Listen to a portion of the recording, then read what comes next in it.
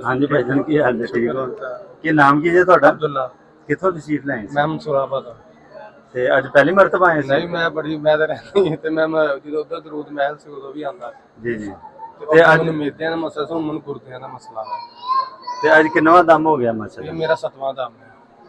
ਤੇ ਹੁਣ ਕੋਈ ਤਬੀਅਤ ਚ ਬਿਹਤਰੀ ਹੈ ਕਿ ਨਾ बेहतरी अगे नाल अगे मुझे तुरया नहीं सी जांदा कि भरा लेके आया सी ਜੀ ਜੀ ते हुन माशाल्लाह मैं आपे चल के आ गया भाई मोटरसाइकिल ते बड़ा औखा आया है तुर तुर के उत्थे बह गए तुरया नहीं जांदा मेरे तो हां जी हुन सारा घर दी नाम लेके आया ਅੱਲਾਹ ਤਾਲਾ ਬਰਕਤਾਂ ਦਾ ਫਰਮਾਏ शुक्र है ज़ात दा करम अल्लाह पहले काफी देर तो मसला सी मैं आंदा रहंदा सी कि जो तबीयत सैट हो जांदी सी ਤੇ ਛੱਡ ਦਿੰਦਾ ਸੀ ਹੁਣ ਤਬੀਅਤ ਫੇਰ ਖਰਾਬ ਹੋ ਗਈ ਹੁਣ ਤਬੀਅਤ ਬਿਲਕੁਲ ਸੈੱਟ ਰਹਿਣੀ ਹੈ ਤੇ ਆਣਾ ਨਹੀਂ ਛੱਡਣਾ ਮੈਂ ਛੱਡਣਾ ਹੀ ਨਹੀਂ ਤੁਸੀਂ ਪਿੱਛੇ ਹੋ ਗਿਆ ਆਂਦੇ ਨੂੰ ਆਂਦੇ ਨੇ ਪਰ ਜਦੋਂ ਦੂਸਰੇ ਨਹੀਂ ਸੀ ਭਾਈ ਹੁੰਦੇ ਉਹੜੇ ਬਣਾ ਲਿਆ ਸੀ ਜੀ 0325 19095 ਹਾਂਜੀ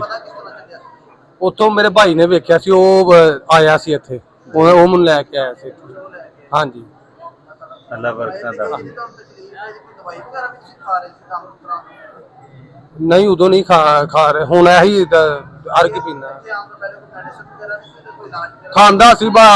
धक्का स्टार्ट ही सी बस खा लिया ठीक है नहीं तो हाँ जी शुक्र है ज़ात दा